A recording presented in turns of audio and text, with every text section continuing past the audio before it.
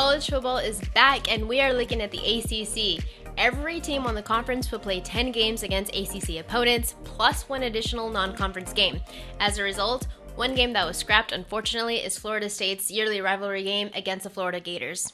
A couple things to note is that for the 2020 season, Notre Dame has been added to the ACC conference, and the two divisions, the Atlantic Division and the Coastal Division, have been scrapped, which means it's a merger. All 15 teams in the conference are now in direct competition for a spot in the title game.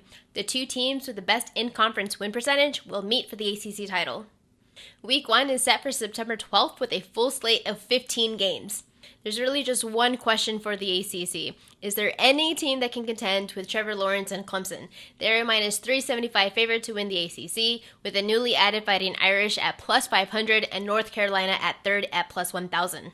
Clemson did have the most spring practices out of any ACC team, which could actually help their cause. Plus, they do avoid North Carolina, which is an added benefit. They do, however, face Notre Dame early in November, which could be the sole game that determines if they have an undefeated season or not. Which is why it is no surprise to see their season win total set at 10.5 games, with the over as a minus 125 favorite. That certainly implies that there is belief that they should have their third straight undefeated conference season.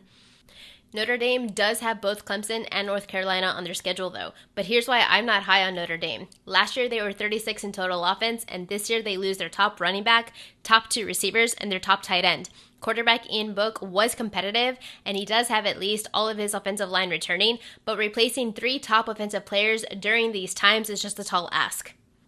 And now I'm not going to be shy about my excitement over Sam Howell and the Tar Heels. I've said it before, and I will say it again, that Sam Howell was a low-key stud last season. And I say low-key because Trevor Lawrence gets all of the attention. But he had just 7 interceptions to 38 total touchdowns as a freshman, setting a school record.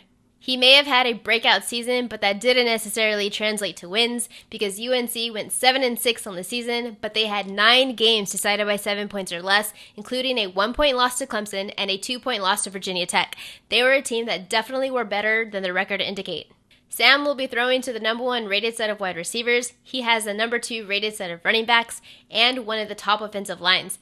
This team could be an offensive juggernaut while also having an improved defense. I am certainly looking forward to watching them. Yes, Clemson, UNC, and Notre Dame will get the attention, but another team to watch is the Miami Hurricanes because of quarterback transfer Derek Keene. This kid is a cheat code in nearly every position. If he plays like he did in 2018, where he had 36 touchdowns to just 6 interceptions, this team could be dangerous on the offense. He was 6th in passing touchdowns and 20th in rushing touchdowns. Definitely a dual-threat quarterback, which this team is in serious need of, as they ranked bottom 30 in total offense and produced just 20 points or less in 9 of their games. Their offensive line is the big question mark. They could definitely be improved unit though this season because they do return all 5 starters, but they need to produce because last year they were bottom 5 in quarterback protection. But with Keene's dual threat ability and all the players returning, this could bode well for the team overall. Key is going to be converting on third down. They ranked last, and I do mean last, in moving the chains on third downs. And let us not forget, they lost to a 6-5 team as a 21-point favorite. That just cannot happen again this season. Their season win total is set at 7.5, and though I do believe that they are going to be an improved unit, asking them to win 8 games is just a tall ask.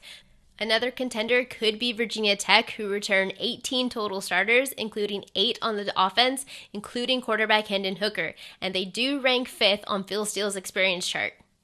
One thing they do have going for them is that they don't face Notre Dame, but they do get Clemson after originally not set to play them.